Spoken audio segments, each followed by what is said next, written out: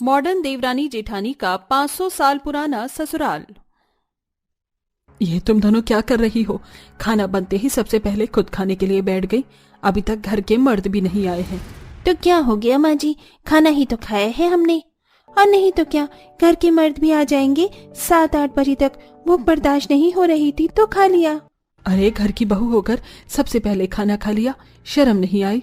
तुम्हारे माँ बाप ने तुम्हें यही शिक्षा दी है? अरे इससे पहले कोई देख ले, जल्दी से खाना छोड़ो। आशा अपनी दोनों बहू पर भड़कने लगती है और उनके हाथ से खाना छीन कर रसोई में जाकर रख देती है। आखिर ऐसी क्या वजह थी कि दोनों बहू के खाना खाने पर आशा ने अपनी बहू के साथ ऐसा सलूक किया? आइए जानने के लिए चलते हैं कहानी में। आशा बहू, अपनी दोनों बहू को उनकी कल पहली रसोई के बारे में समझा देना और इस घर के तौर तरीके भी सिखा देना। इस घर के तौर तरीके पिछले 500 साल से चलते आ रहे हैं, तो बहू से कोई गलती ना हो पाए। हम दोनों तुम्हारी दादी सास हैं। तुम्हारी दादी सास तुम्हें यहाँ के तौर तरीके सिखा देंगी। अब तुम इस घर की न सिर्फ बहू हो बल्कि इज्जत भी हो, तो तुम्हें वैसे ही रहना होगा जैसा हम तुम्हें कहेंगे। और ये घूंघट उठाना नहीं चाहिए और ना घर से बाहर निकलना है और ना ही मर्दों के सामने जुबान चलानी है। ये नहीं कि आजकल की बहू की तरह लड़ाई करना और अपनी मनमानी करना। ये है मॉडर्न देवरानी जेठानी का 500 साल पुराना ससुराल, जहां आज भी 500 साल पुराने रीति रिवाज और परंपराओं को बढ़ावा दिया जा रहा है। और घर में आते ही दोनों देवरानी जेठानी को वहां के तौर तरीके समझा दिए जाते हैं। ऐसे ही अगले दिन, माँ जी, यहाँ तो मिट्टी का चूल्हा है और रसोई भी मिट्टी की है। हमें तो गैस पर खाना बनाना आता है। बहू, मैं तुम्हारी सास हूँ, मेरे सामने बोल दिया चल जाएगा, पर अपनी दादी सास और ससुर के सामने ऐसी बातें मत कर देना। मैं तुम्हें सब सिखाऊंगी, पर किसी को पता मत चलने देना। अब जल्दी से दोनों सबसे पहले रसोई और चूल्हे को मिट्टी से लीपो और उसके बाद कैसे चूल्हे पर खाना बनाना है मैं तुम्हें बताती हूँ। आशा के कहने पर दोनों देवरानी जेठानी घूंघट करके साड़ी पहने हुए चूल्हे और रसोई की लिपाई करती हैं, जिसे करने में उन दोनों को काफी परेशानी आती है। अब अपनी सास के कहने पर दोनों बहुएं सबसे पहले नहाकर आती हैं और चूल्हा जलाकर सबके लिए खाना बनाती हैं। और खाना बनने के बाद घर के सारे मर्द खाने के लिए आ जाते हैं और घर की सारी औरतें साइड में खड़ी होकर सबसे पहले घर के मर्दों को खाने को देती हैं। अरे खाना तो बहुत अच्छा बनाया है दोनों बहू ने, पर तेल ज्यादा है। हमारे घर में ज्यादा तेल वाली चीज नहीं खाई जाती बहू, तो इस बात का ध्यान रखना। पर ससुर जी, इतना तेल तो ठीक है। बहू, वो तुम्हारे ससुर हैं और तुम अपनी ससुर से जुबान चला रही हो। जानती हो इसकी सजा। आशा, अपनी बहू को कुछ सिखाओ। आजकल की बहू की तरह मॉडर्न बनती जा रही हैं। उनको बोलो अब इनकी शादी हो गई है। जो भी इन्होंने मॉडलिंग करी वो शादी से पहले थी। अब शादी के बाद इन्हें अपने ससुराल में यहाँ के तौर तरीके से चलना होगा। अपनी दादी सास की बातें सुनकर दोनों देवरानी जेठानी चुप हो जाती हैं और अपने मायके के दिनों को याद करती हैं, जहां वो छोटे कपड़े पहनकर अपने दोस्तों के साथ लेट नाइट तक बातें करते थे। तुम दोनों इतनी रात को आई हो घर पार्टी करके, हाँ? और कितने छोटे कपड़े पहन रखे हैं। देखना तुम्हारी शादी ऐसे घर में होगी जहाँ घूंघट भी घूमना पड़ेगा तुम्हें। माँ चिंता मत करो, हम 500 साल पुरानी सोच को भी बदलना जानते हैं। हमारी सास ससुर भी हमारी तरह छोटे कपड़ों में घूमेंगे और पार्टी करेंगे। अपने मायके के दिनों को और अपनी आजादी को याद करके दोनों देवरानी जेठानी की आंखों में आंसू आ जाते हैं। अब इसी तरह कुछ दिन बीत जाते हैं और उन्हें उनकी छोटी छोटी गलतियों पर सुनाया जाता है। ऐसे ही एक दिन सुबह से शाम हो जाती है, पर दोनों बहू को खाने को नहीं मिलता। इसलिए शाम को दोनों बहू जल्दी से खाना बनाकर सबसे पहले खाने के लिए बैठ जाती हैं। और ये देख आशा अपनी दोनों बहू को डांटती है और उनका खाना उनसे छीन लेती है, जिसके बाद रात में दोनों बहू अपने पतियों से लड़ती हैं। घुटन हो रही है मुझे अपने इस 500 साल पुराने ससुराल में। यहाँ के रीति रिवाज बदल ही नहीं रहे। ये 2025 चल रहा है ना, कि राजा महाराजा के समय का दौर है। अपने घर वालों को समझाओ और उनसे कहो कि हम इस घर की बहू हैं, कोई उनके गुलाम नहीं। इतनी ज्यादा बदतमीजी तुम्हारे माँ बाप ने तुम्हें यही सिखाया है? अब तुम मेरे घर की बहू हो, जुबान संभाल कर बात करो, वरना घर में कैद कर दी जाओगी। तुम तो मेरे पति हो, तुम भी ऐसी बातें कर रही हो। मेरा भी यहाँ दम घुट रहा है, मैं कल ही अपने मायके चली जाऊंगी। अगर एक बार मायके गई तो यहां आने की मत सोचना। विशाल की ऐसी बातें सुनकर शीतल को बहुत बुरा लगता है और अगले दिन जब वो अपने माता पिता से बात करती है तो उसके माता पिता भी उसे आने से मना कर देते हैं। इस तरह दोनों देवरानी जेठानी जो शादी से पहले फैशन में चूर रहा करती थीं, वो अपने ससुराल की 4 दीवारियों में आकर कैद हो जाती हैं। फिर दिन जाते हैं और एक दिन सिलबट्टे पर मसाला पीसने की वजह से सिमरन के हाथों में जलन होने लगती है। दादी जी, मेरे हाथों में बहुत जलन हो रही है, एक मिक्सी ले आते और एक वॉशिंग मशीन भी ले लेते हैं। हम दोनों अकेले इतने सारे लोगों के कपड़े नहीं धो पाते हैं। बहू, हमने भी घर संभाला है और तुमसे ज्यादा बड़ा परिवार संभाला है, इसलिए अपनी मॉडर्न गिरी यहाँ झाड़ने की कोशिश मत करो। अपनी दादी सास की बातें सुनकर दोनों बहू को बहुत बुरा लगता है। अब इसी तरह कुछ दिन बीत जाते हैं और एक दिन सिमरन का बर्थडे होता है और उस दिन सिमरन और शीतल दोनों ही सूट पहन बिना चुन्नी लिए खाना बनाने के लिए रसोई में जाती हैं। पर तभी वहां किसी काम से विनोद और रामू रसोई में आते हैं और बहू को सूट सलवार में बिना चुन्नी के देख जल्दी से बाहर निकल जाते हैं और अपनी बीवियों पर चिल्लाने लगते हैं। अरे ये क्या हो रहा है इस घर में? बहू ने तो हमारी घर की संस्कृति परंपरा को ही खत्म कर दिया। अरे बताओ जरा, कैसे कपड़े पहने हैं और घूंघट भी नहीं किया। बहू, ये तूने कैसे कपड़े पहने हैं? भूल गई क्या कि इस घर में बहुएं सिर्फ साड़ी में रहती हैं और घूंघट में? दादी जी, आज सिमरन का जन्मदिन है, इसलिए हम खाना बनाकर अपने पति के साथ कुछ देर बाहर जाना चाहते थे, बस इसी वजह से हमने सूट पहना है। बहू, तुम दोनों क्या खुद के सारे फैसले ले लेती हो? तुमने किससे पूछकर ये फैसला लिया? एक छोटी सी गलती पर पूरा परिवार दोनों बहू को खरी खोटी सुनाना शुरू कर देता है, जिस वजह से दोनों बहू रोती अपने कमरे में जाती हैं और अपनी जिंदगी को खोजती हैं। इसी तरह कुछ दिन बीत जाते हैं और घर वालों को पता चलता है कि दोनों बहू गर्भवती हैं। अरे बहू, तुम दोनों ने तो हमें बहुत बड़ी खुशखबरी दे दी। आशा अपनी दोनों बहू का ध्यान रखना अब से। माँ जी, हम सोच रहे थे कि क्यों ना हम एक बार डॉक्टर से कंसल्ट करवा लें कि हमारा होने वाला बच्चा स्वस्थ तो है ना। बहू, हमारे घर की बहुएं घर से बाहर नहीं जाती, कोई जरूरत नहीं है डॉक्टर के पास जाने की, और वहाँ पर आदमी डॉक्टर औरतों को देखते हैं। अरे बताओ, हमारे घर की बहू को आदमी चेक करेगा? तुम चिंता मत करो, हम दाई को घर में बुला लेंगे। इतनी बड़ी खुशखबरी सुनने के बाद भी घर वालों की सोच नहीं बदलती, जिस वजह से अब दोनों बहू इसका विरोध करने लगती हैं। दादी जी, हम दोनों गर्भवती हैं और इस हालत में भी घर के काम कर रहे हैं। अगर आप हमें आराम नहीं दे सकती तो घर में लाइट लगवा दो। आखिर हम घूंघट में अंधेरे में कैसे काम करेंगे? अगर हम गिर गए या हमारा होने वाले बच्चे को कुछ हो गया तो? बहू, तुम दोनों इकलौती नहीं हो जो गर्भवती हो, हमने भी बच्चे करे हैं और घर में लाइट नहीं लगेगी। दिया जलाकर ही काम करो और अंधेरा होने से पहले ही खाना बनाओ, खाओ और सो जाओ। क्योंकि दोनों मॉडल बहू का ससुराल 500 साल पुराना था, इसलिए ना तो उसमें लाइट थी और ना ही वो वॉशरूम, जिस वजह से बहू को सूरज निकलने से पहले वॉशरूम होने के लिए जाना पड़ता था। ऐसे ही एक दिन घूंघट करके सिमरन सीढ़ियों से नीचे उतर रही होती है और अंधेरा होने की वजह से उसका पैर सीढ़ियों से फिसल जाता है और वो नीचे गिर जाती है। माँ जी, दादी जी, दादाजी, पापा जी, सब जल्दी आओ, देखो सिमरन गिर गई है, हमें इसे अस्पताल लेकर चलना होगा। क्या हॉस्पिटल? बहू, तेरा दिमाग तो सही है, मैं बाहर से वैद्य बुलाकर लाती हूँ। इस हादसे के बाद भी वो लोग सिमरन को हॉस्पिटल नहीं लेकर जाते और वैद्य बुलाने जाते हैं, पर अब के समय में वैद्य कहाँ मिलते हैं? और गांव में जो एक वैद्य होता है वो भी गांव से बाहर होता है। जिसके बाद अतुल अपनी बीवी को बचाने के लिए अस्पताल ले जाता है, जहां उन्हें पता चलता है कि सिमरन का बच्चा अब दुनिया में नहीं रहा। ये सब कुछ आपकी वजह से हुआ है। आप लोगों की 500 साल पुरानी सोच का नतीजा है। मैं अपनी बीवी को अब घूंघट नहीं करने दूंगा।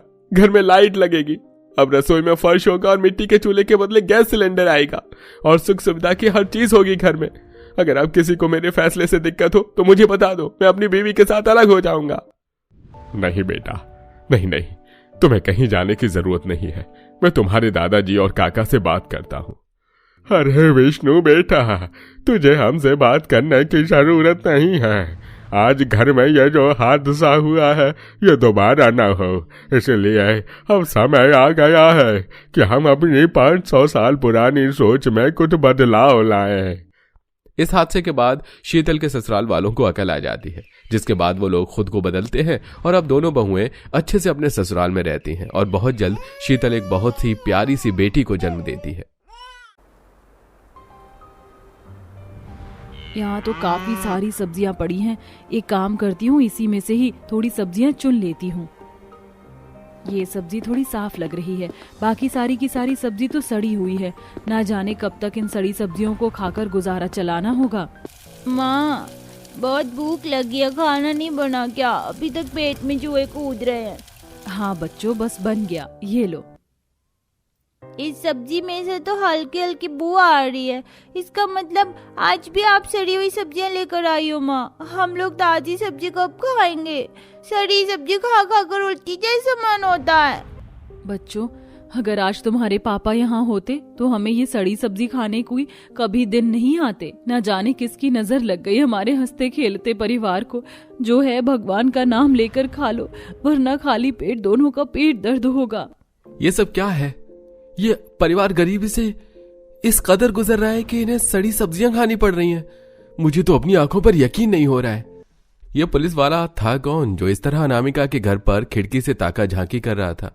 और क्यों अनामिका अपने बच्चों को गाय के सामने पड़ी हुई सड़ी सब्जियां लाकर खिला रही थी? इसे जानने के लिए हमें कहानी में थोड़ा पीछे जाना होगा। माँ, बाबा कब आएंगे? वो कह रहे थे कि आज वो हमारे छोले भटूरे लेकर आएंगे। तभी तो आज मैंने खाना नहीं बनाया। बस थोड़ी देर और रुक जाओ, आने ही वाले होंगे तुम्हारे बाबा। थोड़ी देर में राजीव छोले भटूरे लेकर आता है। ये छोले भटूरे आ गए, छोले भटूरे आ गए। माँ, कितनी अच्छी खुशबू आ रही है इन छोले भटूरे में से। जल्दी से दो ना, मेरे पेट में तो चूहे कूद रहे हैं। जल्दी से हाथ धो लो, मैं अभी तुम्हें छोले भटूरे देती हूँ। आप भी मुंह धोकर आ जाइए। पूरा परिवार एक साथ गर्मा गर्म छोले भटूरे खाता है। ठंड में गर्मा गर्म छोले भटूरे खाने का मजा ही अलग है। अनामिका, अगर साथ में थोड़ी चाय हो जाती तो और मजा आता। ठीक है, मैं अभी बना कर लाती हूँ। वैसे आप बता रहे थे कि कुछ दिनों में सेठ जी आप सबकी तनख्वाह बढ़ाने वाले हैं। अगले महीने से सेठ जी हम सबकी तनख्वाह बढ़ा देंगे। फिर देखना, घर गृहस्थी चलाने में जरा भी परेशानी नहीं होगी। पैसे जोड़कर हम जल्दी अपने दोनों बच्चों को अच्छे स्कूल में भी भेजेंगे। राजीव फैक्ट्री में मजदूरी का काम करके ठीक ठाक पैसे कमा लिया करता था, जिससे राजीव का परिवार हंसी खुशी जिंदगी जीता है। ऐसे ही समय गुजरता है और एक दिन। जी सेठ जी, आपने बुलाया? हाँ जय, तुम्हें फैक्ट्री में काम करते हुए पूरे 2 साल हो गए हैं। इन 2 सालों में तुमने आज तक मुझे कभी भी काम को लेकर शिकायत नहीं दी। मेरे ना होने पर भी तुम काफी अच्छे से काम संभाल लेते हो। इसलिए मैं चाहता हूं कि तुम मजदूरी का काम छोड़कर यहाँ के मैनेजर बन जाओ। अरे, ये आप क्या कह रहे हैं? आप मुझे मैनेजर बना रहे हैं? मैं तो सपने में भी नहीं सोच सकता था। इस बारे में शुक्रिया सेठ जी, शुक्रिया। जहां सभी मजदूर राजीव के मैनेजर बनने की खुशी से काफी खुश थे, वहीं बिरजू नाम का मजदूर मन ही मन राजीव से किलस रहा होता है। मैं यहाँ 4 साल से काम कर रहा हूँ, लेकिन सेठ जी ने मुझे तो कभी मैनेजर बनाने के बारे में नहीं सोचा, और इस 2 साल के आए हुए राजीव को मैनेजर बना रहे हैं। मैं ऐसा नहीं होने दूंगा। बिरजू राजीव से बदला लेने के लिए सेठ के कैबिन से नोटों की गड्डी चुरा कर राजीव के बैग में डाल देता है। तलाशी करने पर महेंद्र को राजीव के बैग से पैसे मिलते हैं। ये सब क्या है? मेरे कैबिन से तुमने पैसे चुराए हैं? सेठ जी, मैंने नहीं चुराए। मैं भगवान कसम खाता हूँ, मुझे नहीं पता ये पैसे मेरे बैग में कहां से आए। अरे सच में घोर कलयुग आ गया है। चोरी करता है और झूठी भगवान की कसम खाता है। देखा सेठ जी, नए बंदे पर विश्वास करने का नतीजा। मैं तो कह रहा हूं इसे जेल भिजवा दीजिए। मैंने तुम पर इतना भरोसा किया और तुमने मेरे ही साथ विश्वासघात किया। नहीं नहीं सेठ जी, मुझ पर झूठा इल्जाम लगाया गया है, पर मैं बेकसूर हूँ। महेंद्र राजीव की एक नहीं सुनता और उसे पुलिस के हवाले कर देता है। राजीव की बेगुनाही साबित न होने की वजह से राजीव को 1 साल के लिए कैद की सजा हो जाती है। ये क्या हो गया जी? मैं जानती हूँ आपने चोरी नहीं की है, लेकिन ये सब किसने किया? मैं खुद नहीं जानता ये सब किसने किया। न जाने भगवान हमें किस चीज की सजा दे रहा है। राजीव के जेल में बंद होने जाने के बाद अनामिका घर में रखे कुछ पैसों से हफ्ते भर तक अपना गुजारा चला लेती है, लेकिन अब धीरे धीरे अनामिका के पैसे खत्म होने लगे थे। अनामिका कई जगह पर नौकरी ढूंढती है, लेकिन उसे कहीं नौकरी नहीं मिलती। मेरे पास तो सिर्फ ये 50 रुपए बचे हैं, इसमें क्या ही सब्जी लेकर आऊंगी मैं। ये घिया और भिंडी कैसे दी है? घिया 30 रुपए किलो है, भिंडी 50 रुपए किलो, फली 70 रुपए किलो, आलू 60 रुपए किलो। हे भगवान, सब्जियों के दाम तो सोने जितने महंगे हो गए हैं। अच्छा, और ये करेले कितने के हैं? ये तो सस्ते होंगे ना? बहन जी करेले तो सबसे महंगे हैं, पूरे 100 रुपए किलो। 50 रुपए में तो एक भी सब्जी ढंग से नहीं खरीद पाऊंगी। अब क्या करूं, कैसे भरूं अपने बच्चों का पेट। अनामिका महंगी सब्जी को लेकर परेशान हो रही होती है कि तभी उसे मंडी में कई जगहों पर पड़ी हुई जमीन पर सड़ी सब्जियां दिखाई देती हैं। जितनी भी सब्जियां हैं सारी की सारी सड़ी हुई हैं। सिर्फ कुछ कुछ ही अच्छी सब्जियां हैं। इसमें से एक काम करती हूँ, छाट कर थोड़ी सब्जियां घर ले जाती हूँ, इन्हें साफ करके बच्चों को खिला दूंगी।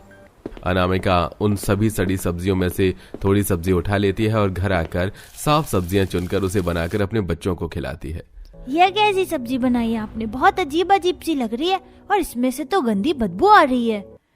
कैसे बताऊं बच्चों, बड़ी मुश्किल से उन सड़ी सब्जियों में से थोड़ी साफ सब्जियां छांट कर साफ की हैं। मैंने अपनी माँ को माफ कर देना, तुम्हारा पेट भरने के लिए इतना पड़ रहा है। अनामिका अब हर रोज मंडी या आसपास की जगह उन सड़ी सब्जियां ढूंढने लगती है। हटो, बार बार कहाँ से आती हैं ये गाय भैंस। आधे से ज्यादा सब्जी तो ये खा गए, बाकी की सारी सब्जी तो काफी ज्यादा सड़ी लग रही है। लेकिन अब इन्हें ले जाने के अलावा क्या ही कर सकती हूँ मैं। अनामिका इधर उधर देखकर सबकी नजर से बचते हुए उन सड़ी सब्जियों को उठाती है और जल्दी से घर लाकर साफ करती है। हे भगवान, ये सब्जियां तो हद से ज्यादा सड़ी हुई हैं। इसमें से तो काफी ज्यादा बदबू आ रही है। क्या करूं, अगर बच्चों को खाना नहीं दिया तो वो और कमजोर हो जाएंगे। वैसे ही कुछ दिनों से उनकी तबीयत ठीक नहीं है। अनामिका बड़ी मुश्किल से उन सभी सब्जियों को बार बार पानी से धोकर साफ करती है और अपने बच्चों को खिलाती है। ऐसे ही कुछ दिन गुजर जाते हैं। मेरी सास मंडी से काफी सारी मेथी लेकर आ गई। क्या तुम उसे साफ करवाने में मेरी मदद करोगी? हाँ हाँ, क्यों नहीं। इतनी मेहनत से मेथी साफ की थी, सारी तो ये अंदर ले गई। ये जो खराब बची हुई है इन्हें घर ले जाती हूँ और बच्चों के लिए मेथी के पराठे बना दूंगी। अनामिका कभी मंडी से हरी सब्जी लाती तो कभी गाय भैंस के चारे से हरी सब्जियां ले लेती, तो कभी कभी तो किसी के खेत से सड़ी सब्जियों की चोरी करती। सड़ी सब्जी खा खा कर उन लोगों का पेट तो भर जाता, लेकिन ठीक से पोषण न मिल पाने के कारण अनामिका के दोनों बच्चे काफी कमजोर हो गई थी। वो दूसरी तरफ राजीव जिस जेल में था, उस जेल में रोहित नाम का एक नया इंस्पेक्टर आता है। सर, इस तरफ सारी जेल है, जरा बचकर रहिएगा। इस जेल में बंद सारे के सारे कैदी काफी खतरनाक है। अरे तुम चल ले जाओ, आगे की जेल में खुद मैं देख लूंगा। मोहित सेल देखते हुए राजीव की सेल तक पहुंच जाता है और देखता है कि राजीव ने सुबह से कुछ नहीं खाया और सारा खाना यूं रखा हुआ है, जिसे देख मोहित राजीव की सेल के अंदर आता है। तुमने खाना क्यों नहीं खा रहे हो? इस तरह तुम खाने की बर्बादी नहीं कर सकते। न जाने मेरे परिवार ने कुछ खाया है या नहीं, उनके बिना मेरे हलक से कैसे निवाला उतरेगा। ये तो तुम्हें जुल्म करने से पहले सोचना चाहिए था ना। कितनी बार कहूं मैंने चोरी नहीं की है, मैं बेकसूर हूं। भगवान की कसम खाता हूं, मैंने कोई चोरी नहीं की है। राजीव को यूं गिड़गिड़ाता देख मोहित ऑफिस से राजीव की फाइल मंगवाकर पढ़ता है और उसके घर का एड्रेस लेकर घर जाता है और चुपके से देखता है कि किस तरह अनामिका सड़कों पर से सड़ी सब्जियां उठाकर अपने बच्चों का पेट भर रही है। कुछ तो गड़बड़ है। चोरी करने वाले के घर में कोई इस तरह गरीबी में रहकर क्यों अपने दिन काटेगा, और ये तो सड़ी सब्जियों से अपना पेट भर रहे हैं। ये देख मोहित राजीव की फैक्ट्री में जाता है। इससे पहले राजीव ने कभी कोई चोरी की थी या आपको कभी उस पर शक हुआ? आज से पहले तो कभी नहीं हुआ। राजीव को तो मैं अपने छोटे भाई की तरह मानता था। उसे तो मैं लाखों रुपए देकर इधर से उधर भेजता था, कभी उसने एक पैसा नहीं चुराया। न जाने इस बार उससे गलती कैसे हो गई। मोहित महेंद्र से पूछताछ कर ही रहा होता है कि तभी मोहित देखता है कि बिरजू चुपके से उनकी बातें सुन रहा था, और जैसे ही मोहित बिरजू की तरफ देखता है तो वो वहां से भाग जाता है, जिसे देख मोहित बिरजू का पीछा करता है, उसे पकड़ लेता है। सच सच बता, क्यों भागा तू? कहीं चोरी के पीछे तेरा तो हाथ नहीं है? अगर झूठ बोला तो यहीं तेरा एनकाउंटर कर दूंगा। मुझे मत मारिए, मैं सच सच बताता हूँ, ये चोरी मैंने नहीं की है। राजीव से चलकर मैंने उस पर चोरी का इल्जाम लगा दिया। राजीव बेकसूर है। एक बार फिर राजीव की फाइल खुलती है और कोर्ट में इस बार राजीव बेकसूर साबित होता है। वहीं बिरजू को झूठ बोलने और चोरी करने के पूरे 2 साल की सजा होती है। जिस तरह महाभारत में श्री कृष्ण ने द्रौपदी का चीरहरण होने से बचाया, वैसे ही आज आपने मुझे बचा लिया। हम आपका एहसान कभी नहीं भूलेंगे। जो सही होता है भगवान उसके साथ कभी कुछ गलत नहीं होने देता। महेंद्र अब राजीव को दोबारा से फैक्ट्री बुला लेता है और उसे मैनेजर की पोस्ट भी दे देता है और पूरा परिवार हंसी खुशी एक अच्छी जिंदगी जीता है। और अब इस तरह परिवार को सड़ी हुई सब्जी नहीं खानी पड़ती है।